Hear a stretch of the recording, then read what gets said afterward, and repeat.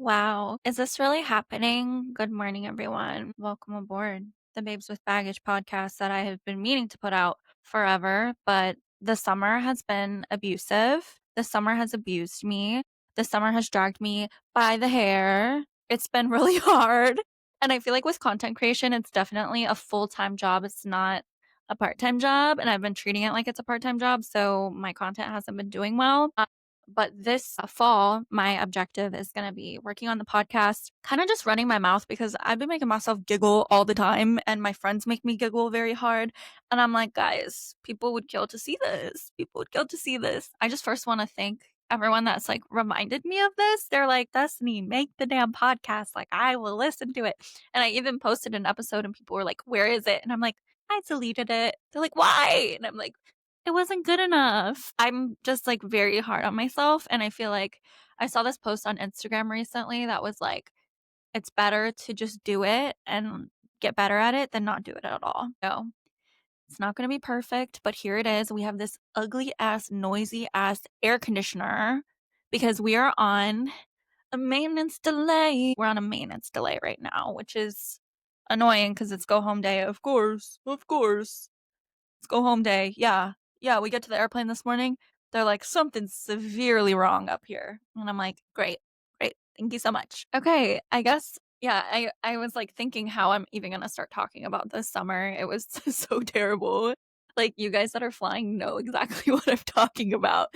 Like, from maintenance delays to weather to being on reserve to my personal life to like literally everything, to being harassed by passengers, to being sexually harassed by passengers, to having to kick passengers off the plane, passengers that smoke on the plane, like just all of these things. You guys make our life so hard for literally no reason, which is honestly so insane. Like, I literally, people say things to me and I just like, I laugh and they're like, are you laughing? And I'm like, it's all I can do at this point. It's all I can do at this point. You guys blow me away. Consider me blown. Consider me blown away. Seriously, can't even fathom this. And like, I want to stop drinking, but to my core, I literally can't because y'all stress me out and I need a bottle of wine. I need a bottle of wine. So I was thinking maybe I'll just look through like my camera roll and kind of talk about the month because I was trying to look through my notes app, but my notes app is totally like a type B. Like, and also everything in my notes app that I wrote that day, um, has no context. Like it says first class bathroom situation. Oh, okay. Let's start with this is a note that I wrote on June 5th. This is the beginning of summer, the beginning of hell. We were looking forward to the summer. But I was talking to another girl and she said, you know what? I think I like summer more as a concept. I don't actually like summer. I like the thought of summer, but then summer happens and I don't like it. And I'm like, wait, that's so real. Because I'm from California and like in California, we love summer. We love beach vibes because I'm from NorCal, but I lived in SoCal too. But like all of California, like we all love summer. We go to the lake, we go to the beach, we do this and that. I moved, I had never been to the East Coast before prior to moving this job. Yeah, I've never been to the East Coast. So I am like in Philly and I got based there in November of 2022. And so I was in an Uber and the Uber driver was like, yeah, you know, like the floods in the summer and stuff. And I was like, floods? From what? And he's like, storms. And I'm like, are you shitting me right now? And he's like, are you joking? And I'm like, are you joking? And he's like, yeah, there's storms here in the summer. And I said, why? He's like, because the Caribbean, like there's storms there, they come up, like all of the east gets storms. And I'm like, you're being so dead ass right now. Like it rains. Such a California bubble. Like so crazy. So yeah, that just shows my lack of education of the way weather works in the US. And now I hate summer. I hate summer so much because in aviation, summer is hell. Like even the winter is better. Even if there's like snowstorms, like I'm based in Chicago and everyone's like, watch out for the winter. No, like they just do de-icing. Like the snowstorm has to be really bad for flights to get canceled. They'll just de-ice the planes. The summer is the worst. The summer is the worst because it's the worst everywhere, especially our mothership. It's the worst. It's the worst. And they run out of reserves every single day and they abuse us. And I just kind of like wake up crying on the phone with scheduling. And I'm like, please. They're like, yeah, we're using you into your days off again. And I'm like, please don't do this. Please don't do this. Okay. So this is the same day. A guy comes on the plane and tells one of our flight attendants You guys are so skinny. Delta flight attendants are really fat. And we're like, how do you respond to that? How do you respond to that? Next thing, people, like, I'll ask them to put their tray table up and they get mad. They're like, yeah, okay, we get it. And I'm like, okay. This is one of the funniest interactions that has ever happened to me with a passenger, like, because she was being so dead ass. Like, I'm being so for real right now. She was being so dead ass. This woman keeps ringing her call light. And so one of the flight attendants gets her call light and she tears this flight attendant a new one. I'm telling you it from my perspective because I didn't know what was going on. She rings her call light. And so this flight attendant goes to the front with the first class flight attendant. She rings her call light again. The next flight attendant goes to get it, tears her a new one, and then goes to the front with the 3 flight attendants. And they're all kind of just like ganged up and they're all kind of like, I'm scared. So then she rings her call light again. And I'm like, damn, this lady really needs some help. So I get up from the back and I go talk to her. And she said, excuse me, I asked all 3 of those flight attendants if this man could open his air vents in front of me because he's farting and it smells and I should not be subjected to this gas. And I'm like, what? And she's like, he is farting and I should not be subjected to his gas. And I'm like, are you being serious? And she's like, yes, I'm being very serious. So this flight was open completely, like super, super open. And I was like, okay, ma'am, I can move you to another seat, like a row to yourself. And she's like, no, you need to move him. You need to move Mr. Farting, Mr. Farter. And I'm like, ma'am, farting's not against the law. It's inconsiderate, but it's not against the law. So I won't be moving him, but I have plenty of seats available. And she's like, no, I paid for the seat, da da da da da, and all this stuff. And I'm like, ma'am, I'm offering to move you. I opened his air vent. Like, what do you want me to do? And so she says, who is the lead flight attendant? And the lead flight attendant is a new hire. And I'm like, oh God, it's like her second time working. So I'm like, girl, welcome to aviation. Like, you gonna get torn a new one right now. So she goes up to the new hire and she's just like being really mean to the new hire. And one of the other flight attendants is like backing her up and is like, ma'am, is there a problem? Like, we all tried to help you already. So like, you won't move. And what do you want us to do? Like, you won't move. And she was just like, you need to move him for farting. And we're all like, we can't move him for farting, ma'am. Like, really, we can't move him. We've offered to move you multiple times. And then she was like, if I was a white woman, you would move me. Or if I was a white woman, you would move him. And we're like, what? What does race have to do with this? This man is farting. We can't move him for farting. We can move you because you feel inconvenienced and we have plenty of space. And what if we had first class available? You don't know. You don't know what we're offering you, ma'am. Crazy. Crazy, crazy. So then a man comes up to me. We're in LA, right? And I'm like really tired and I just don't want to be talked to at this moment. I'm not on the plane yet. I'm not mentally ready. So I'm waiting for my plane and this man walks up to me and is like, yo, yo, yo. And I'm like, hey. And he's like, I got some Vietnamese coffee. I'm on one right now. Want some? And it's like some flask he brought from home or like some thermos he brought from home. And I'm like, I'm good. Thank you. And then he just starts saying, like, your heart is beautiful. Who you are on the outside is just a plus. Passengers need to appreciate you. I will always appreciate you. And I was like, huh? And he's like, you staying in LA tonight? Oh, I think we were on the way to LA, actually. You staying in LA tonight? And I'm like, yeah, minimum rest. And he's like, I'm trying to party with you tonight. And I'm like, cool. This man's like 50 or something and has like neck tattoos. And yeah, definitely my type. Definitely my type of man. So then he goes to like trauma dumping and is like, I was in prison. I'm visiting my kids. I don't care. I'm on probation. Arrest me. I need to see my kids. And I'm like, yeah, period. And he's like, the justice system is just so messed up. And I'm like, yeah, I'm sure. And then he's like, do you want a massage? And I'm like, no, thank you. That's really sweet. No, thank you. There were nights where we were delayed like all night long, like where we were supposed to like get there at 12 or 11 at night. We end up not getting to our hotel rooms until 4 or 5 in the morning because of either maintenance delays or weather or whatever. And like even on the train going to the airport, like people were being creepy. Like I was just like, is everyone on one this summer? Like what is going on? Like this summer feels weird. Like this is a weird summer. Like everyone's weird. I felt very on edge. The train is like super hot one day and smells terrible, and someone's smoking a joint, of course, CTA, and this creepy man, like, is watching me and, like, trips over my bag, and then I'm like, "I observe my surroundings, what about you?"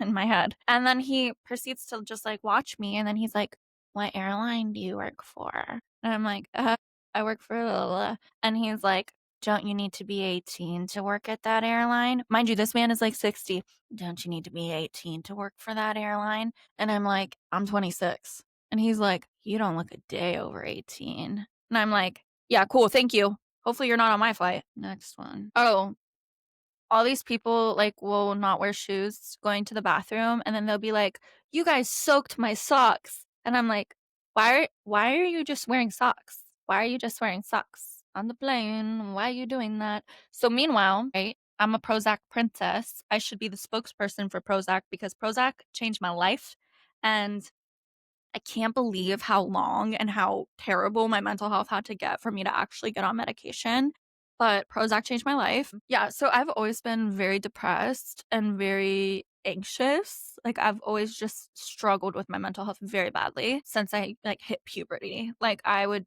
be in high school and I, like, wouldn't leave my bed for days. Like, I was just very, very depressed. Even before my dad died, I was very, very depressed, and then my dad died, and then I was like, my dad and both my grandparents died, and I got screwed over all this money, and then me and my mom, our relationship got ruined. It's terrible. So yeah, I've always been very depressed, but becoming a flight attendant, I've been trying to, like, go through therapy and do all this stuff, and I'm about to hit my 3 years as a flight attendant, and my going into my 2nd year, a guy broke into my house, which I have, like, a podcast talking about it, which I don't wanna listen to because, like, I'm, like, really sad in that podcast. My mental health was messed up. But basically, I tried to this was, like, the end of my 1st year, maybe, I think, something like that. Yeah, it was the end of my 1st year.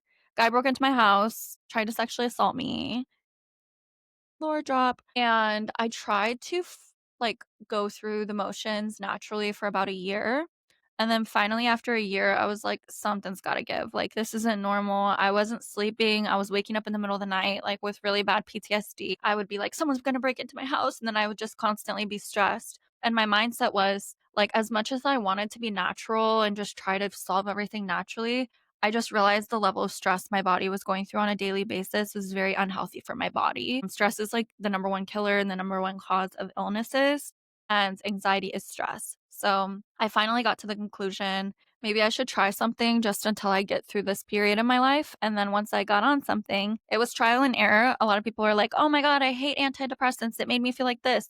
That's because it's trial and error. There's something for everyone, and you kind of have to try what works for you. Like, I got on Zoloft for like 3 months or something, and it made me feel very numb. I felt very, very numb. And I was like, "Yeah, I'm not anxious, but, like, at what cost?" I was chill. My mom's like, "Wow, I've never seen you like this before." And I'm like, "Live or die, I don't care." And my psych is like, "That's not normal. Let's try something else." So we got on Prozac. And then once my Prozac was hitting, I realized I've never been normal in my life. I've never been normal. Normal people wake up without anxiety. Normal people have interactions with people and they don't spiral about it 20 million times in their head. Normal people, like, actually get to sleep. Normal people actually don't get frustrated this easily. Like, I would be on the cart doing beverage service and people would be annoying as hell, and I'd be like, "It is what it is. I'm just gonna take my time. No one can rush me." And, like, weird ass things would happen to me, or, like, people would get mad at me and I'd be like, "All I can control is what I can control. So I'm sorry I upset you. Like, it is what it is." Me before would be like, "I'm the worst person ever," and then da, da, da, and then I'm on the spiral, on the spiral, on the spiral. And yeah, it changed my life. But basically, you can build a tolerance to your antidepressants. And so the summer was my 1 year of getting on antidepressants this past summer. And my antidepressants, I built a tolerance for it. So they randomly just stopped working. And it took me literally like 4 months of them stopping working to get them working again, which really sucked. Literally, I was like having panic attacks again. I was anxious again. I was depressed again. And everyone's like, "Maybe it's this, maybe it's that." And I'm like, I know how it is when my medication is working. My medication is not working, you know? So I had to raise my antidepressant slowly but surely, and I ended up doubling it, over doubling it, like 30 milligrams more than I was taking before until I finally got to a place where they were working again. So it literally took months and months and months I would say that they didn't start working again until like July and they stopped working in the spring. So it was a rough summer. It was a rough summer. Like, I remember the day my antidepressants started working again, like, literally the Bluetooth device had been connected. It was crazy. I was like, maybe everything is going to be okay. And I knew, I knew. I worked a flight to Vegas. Couple decided to have intercourse during boarding on the 737. During boarding, not even in flight. That's not even the Mile High Club. That's just during boarding. And the flight attendants were not phased by it. They didn't tell me until we were in the air. And this happened in the back, and I was working in the front. Ew. The 737 is like the least sexy bathroom there is. At least do it in like the big stall in the 787 going to Italy or something. Like, come on. If you're going to risk getting in trouble, at least make it be comfortable and actually a good experience. Come on. People were like on this flight were wearing like crazy shirts. Like this one woman was wearing a shirt that said, I'm on 100 milligrams of fuck it all. And her husband said, her shirt says, I'm not a gynecologist, but I can take a look. And then I go to the pilots and I'm like, his shirt says, I'm not a gynecologist, but I can take a look. And he said, what did he say to you? And I said, no, he didn't say it to me. It's on his shirt. It's on his shirt. You know, these are the type of people that like you walk in on them going to the bathroom when they didn't lock the door and you have to see their nasty booty cheeks and then they get mad at you. They yell at you. Yeah, because airplanes are obviously AI automatically locking. Yeah, you didn't know airplanes are different. You didn't know these 30-year-old airplanes are supposed to have better technology. Yeah, there were just like a lot of really annoying situations. I tried to take a few trips this summer too, just to like get a break. But also, when you up your dose to your antidepressant, you have to be very careful with alcohol in general because alcohol and antidepressants, when you up them, it hits very hard. So there were a few times where I like tried to like have fun and then like fun was not had. Fun was not had. Fun was not had. I took one trip to Santa Barbara to see my best friend for her birthday and we went to her boyfriend's work party and he was like, guys, don't embarrass me. And we were like, of course we won't. We're literally like chaotic together. If you think I'm weird, this bitch is weird. Yeah. And my best friend eats like a freaking pigeon. So she's like, I fly in and I hadn't eaten all day. And I'm like, girl, I haven't eaten all day. And she's like, but we're going to the work party. There's going to be food there later. And I'm like, okay, well, I should still like eat something. And she was like, I have stuff to make a charcuterie plate. And I'm like, oh my God, you're such a pigeon. Like, you're such a little, I need substance in my stomach. And she's like, no, there's going to be so much food there. It's going to be so good. So I eat the charcuterie plate and then we start drinking. And then, it was just basically the food at the event sucked. And one thing about me, I'm not going to make myself eat if I don't like the food. The food sucked. I ended up drinking, talking to this girl. And also, like, drunk me hates men. Drunk me hates men. If you're a man and drunk me is like this, you're very special because I hate men when I'm drunk. I'm very like, I'll like be fighting with a man and then a girl will be like, girl, stop.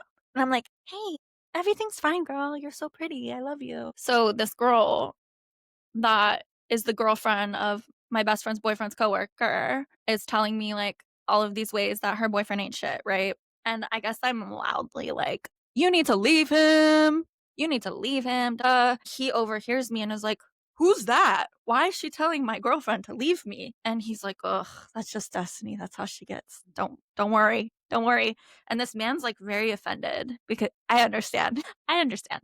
I guess I would be offended too. But the girl was like, yeah, I know, right? Like, honestly, girl, you're kind of stupid for telling some random girl all of the reasons why your boyfriend sucks. Like, why are you telling some random girl that? First of all, you shouldn't trust me in the first place. Second of all, that's how I get. I just don't like men. So then we're like going, all this stuff happens. We go to this party later.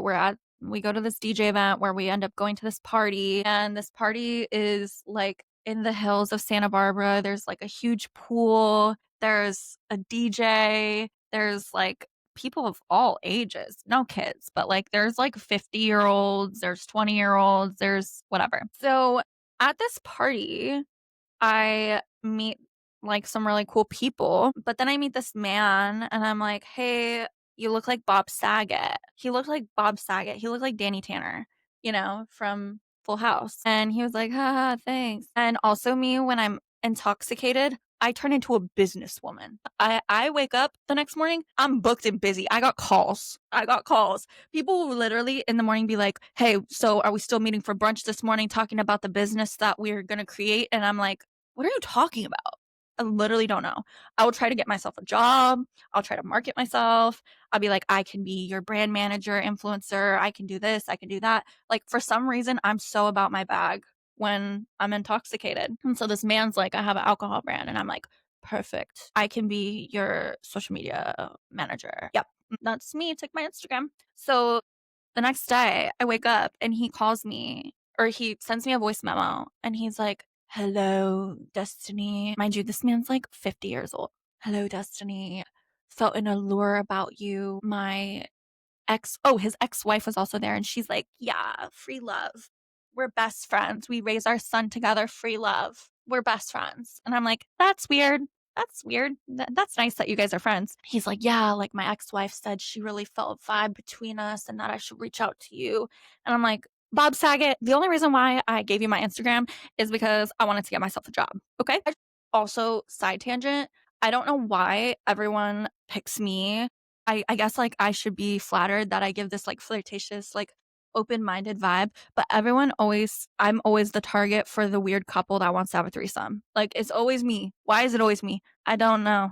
I guess I just blink my eyelashes a little too hard sometimes. Literally, couples will be at the bar buying me drinks, and my friends are like, Destiny, who's buying you these drinks? And I'm like, Rob and Laura, they're so nice. And they're like, stop letting them buy you drinks. They want to smash. And I'm like, no. And then I look over and Laura's like, and I'm like, hey, girl. My friend's like, Destiny, stop. Go buy them some drinks so they don't feel like you owe them anything. And I'm like, oh my God, stop. And then I'm like, my friends think that you guys are trying to like get me as a third. And they're like, well, now that you mention it. And I'm like, I'm going to go. I'm going to go over there. Literally, everyone. I don't know why I'm like literally always the target. I'm always the target. So now I'm actually aware. I'm actually aware now that couples are always trying to get me lured in, especially because I love talking to girls. Like I'm such a girl's girl, so I'm always like, you're so pretty. Oh my God, you're so amazing. You're so gorgeous. And they're like, oh my God, you too. Come meet my boyfriend. And I'm like, oh no, thank you. He's very ugly. Bye bye. So yeah, he sends me like, oh, you have this allure about you, whatever. I end up seeing him like at a DJ event the next day that I went to with my best friend. It's like this sunset rooftop DJ event. And I see him in line. He's right ahead of me ordering a cocktail. And he turns around at me and starts talking to me. And I'm like, perfect. The drinks here are $25. Maybe he'll buy my drink, because if you're old and you look like Bob Saget and you're trying to spit game at me, you better buy me a drink. So we're talking. He goes up, buys himself a drink, walks away. And I'm like, right. Okay. All right. That's fine. So I tell my best friend, I'm like, oh my God, the guy that I met last night, like, is here. And him and I just didn't talk to each other the whole time. And meanwhile, he's there with like a bunch of like hippie girls. Like, they all have like rainbow and they're like, I'm a fairy. And I'm like, cool. Not my vibe of a crowd. Then I leave Santa Barbara. And when I leave Santa Barbara, he basically sends me a long voice message that grossed me out. Like, I literally could throw up if I listened to it again. I literally got the heebie-jeebies so bad. I needed an exorcism to take away how uncomfortable I felt when I listened to this voice message. He goes, hello, Destiny. It's unfortunate that we didn't cross paths as you were here. I know I saw you at the DJ event. Basically, long story short, is he saw me on some orgy app. He saw a picture of me on some orgy threesome app. And I'm like, what the hell? I am not on that. And he's like, I'm like, please send me the account. Please, da da da da da. Like, I need to get this taken down. Like, I think someone's catfishing as me. He blocks me, ignores me, which makes sense because one time last year, I was talking to a guy that told me he thought he talked to me on this app.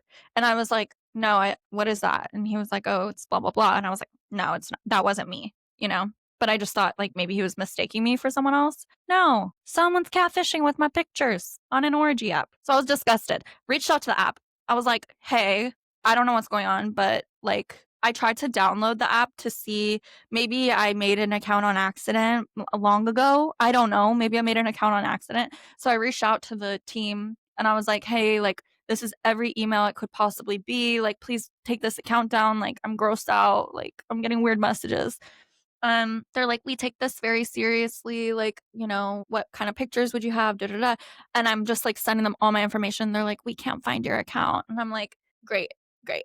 But I just kept having to remind myself, like, the only people that are gonna see that are like the people that are on there. So I guess it's fine. But I just don't like being approached like I'm open to doing those things. Want to be approached by people being like, so I saw you on this freaky freak app. And I'm like, okay, cool. Yeah. Yeah. Love is love. You guys do you. But I'm not into that. I don't want to do that. Especially not with Bob Saget. What makes you think, what sex appeal is there about Bob Saget? I told you look like Bob Saget and you think you can sleep with me and other girls at the same time? What? What the hell? And he dressed worse than a pilot. He dressed worse than a pilot, like a dad pilot. Worse. Worse. So, meanwhile, beginning of the summer, I was in a talking stage with this guy, which honestly, like, really liked him at first. He was like very grounding for me at first, but then it turned out that we just were not a match. He tried to tell me I was a horrible manipulative person because I wasn't comfortable with having one of his friends that's a girl that he slept with last year stay at his house. And he said, you're a horrible manipulative person because I invited you to stay there with us. And I said, oh great, another threesome, another couple, right? Am I right? So that happened. And then, he felt offended that I like didn't trust him, I guess. I don't fucking know. And he just like turned out to be so negative. Like, mind you, this man has a beautiful life, like gorgeous, like makes good money, works in a skyrise in Chicago. So yeah, gorgeous life. Like, he has this like super expensive show dog, which honestly, she's dumb as hell. Like, I love dogs. I love dogs. And one thing I don't love is when people don't train their dogs and when people are elitist about their dogs. Because you want to know what are the best dogs I've ever met in my entire life? Pound mutts. Pound mutts. Yeah, they are. And he would talk so badly about pound mutts and be like, ugh, I would never get a dog from a shelter. My dog is. I'm like, great, your dog was artificially inseminated and made in some weird farm. Okay, well, I like a pound mutt. I like saving a dog from a shitty situation and they're very grateful. And your dog is also dumb as hell. He would just like say really mean things about pound mutts. Meanwhile, your dog walks up to my food, like we would literally be eating at a restaurant. His dog will jump up on the counter and start trying to eat my food at a restaurant. And I'm like, your dog is not some amazing dog. I hate to break it to you. Your dog walks up to my cup of water, licks it, and then it falls down. And he's like, you need to tell her, blah, blah, blah. Sorry, that's not my dog. And my dogs that are pound mutts are trained to not do that. Like, they actually have brain cells. They actually listen. And like, I'd be like, oh, like when your dog goes to the what is it? The dog stylist, the groomer, the dog stylist. I'm like, oh, when your dog goes to the groomer, does it need its anal glands expressed? And he's like, no, my dog's not some dirty pound mutt. And I'm like, that's not just like a pound mutt thing. Like, just certain breeds need their anal glands expressed. Like certain dogs. Yeah, even like nice dogs. I know about dogs. I love dogs, not yours. Then, like, the worst thing that happened, like, the day that I just realized I was so over it was just, like, a day he woke up in such a bad mood and he, like, threw a fit that he left his wallet in his apartment complex outside and his neighbor knocked on his door and he was like, what the hell do you want? And his neighbor's like, hey, this is your wallet. He's like, oh, thanks. Tells me, how the hell did that guy know it was me? I'm like, I don't know. Maybe he looked at your ID, your address, and he's like, how did I lose my wallet? How did I drop my wallet? And I'm like, I'm confused. Is money missing? And he's like, no, I just don't know how I lost my wallet. I'm like, wait, why aren't you grateful that someone brought you back your wallet to your house, to your doorstep? Like, why are you complaining about that? And he's like, I just. And then went out for the day with him. We get to a cafe. Guess what happened? He forgot his pen, his special pen. Threw a fit. I forgot my special pen. Great. What now? I said, calm down. We are at a cafe. I will go ask for a pen. I'll ask the server for a pen. He's like, no, I use a special pen and today's, and I'm like, listen, he's like talking about making plans with me in the future. And I was like, if we're still talking, and he's like, what do you mean? That's in 2 months. And I'm like, if we're still talking. And yeah, so I broke things off with him after that. I just was like, "You are a miserable person. Miserable." And yeah, recently he's been trying to hit me up, just acting like nothing ever happened. Like, okay, maybe I would respond if you like took accountability for how much you were sucking in the moment, but definitely not responding due to that. So I spent the majority of the summer just like doing me, having fun. I went to not that much fun actually. I wasn't having that much fun. I went to Aruba because my friend that I met through TikTok was going to be staying there and was like, "Girl, I already have the place. Just come if you can fly for free." Aruba was so expensive. Yeah. And it was beautiful. It was so beautiful, but I don't see myself going back there at all. Like, I don't see myself going back there because it's just extremely expensive, extremely touristy. Like drinks are like $25 for a cocktail. It's crazy. The only time I got to see my family this summer was a Sacramento layover that I got that I was going to go surprise my nieces and my nephew to have dinner with them. And yeah, my flight of course delayed super long to where the time that I got there, like everyone was ready for bed and I had to leave the next morning. So that was fun. I was dying for an international all summer and I had randomly got assigned to work to Naples, Italy, which was cool. It was nice. I've been to Naples before. I don't love Naples. I was just hoping for a good crew. Did not have a good crew. My crew sucked. Everyone was very introverted. The only girl that was close to my age was on a search for some Italian sausage. She wanted a man for the night. She said, "I can't spend the night at Capri." And I said, "Spend the night." She's like, "Yeah, girl, what do you think I'm looking for here?" And I said, "Period. Get it, girl, I guess." Yeah, the whole crew was just like, meh. And asking the senior people, I'm like, "Oh, so like what's your favorite flight you work since you work all these internationals?" And they're like, "It doesn't matter anymore. I'm just always tired." And I'm like, "London, Paris, Greece, like you don't have a favorite. You're not even gonna fake having a favorite." And they're like, "No, it doesn't matter." And then one of the ladies was talking about her grandkids and was like, "I didn't want my kids and I don't want my grandkids. Like, I don't want them. I shouldn't have been a mom in the first place." And I literally was listening to her and I'm like, is she being so dead ass right now? Like, this is crazy. I told my mom about it. My mom was like, "That makes me so sad. Like, my kids and my grandkids are my entire life." So, yeah, that's that. I've kind of been talking to someone and it's just like, it's hard with being a flight attendant because like these people don't know how our life works. So they're like, "Yeah, you're probably out doing this, you're probably out doing that." But when you actually work as a flight attendant, you realize like this job is not that sexy. It's not that glamorous. Like, you're not out like hooking up. I mean, some people are, but like the majority of us don't. And like recently he's like, "I thought you went out on your St. Louis layover and I just had a feeling you hooked up with someone." And I'm like, "Are you my minimum rest 11-hour St. Louis layover? Yeah, that's what I want to do after working a 10-hour day of flying.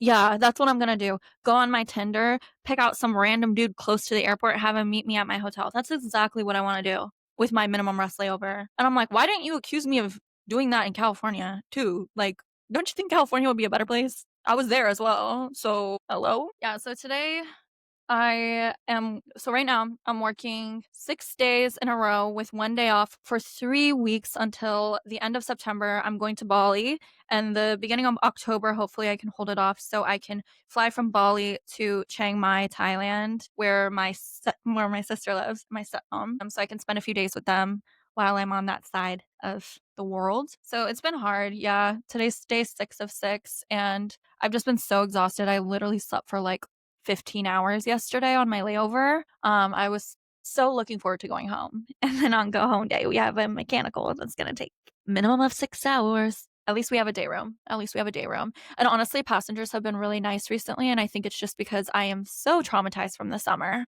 I'm so traumatized from this summer. I'm literally like, "Wow, everyone's lovely." And I just realized it's because summer's over and those weird summer travelers are gone. So if you guys liked this episode, please let me know because you guys motivate me to, make more episodes. I'm going to try my best to, bring my equipment with me on my layovers. So at least I have time, even though it's freaking heavy.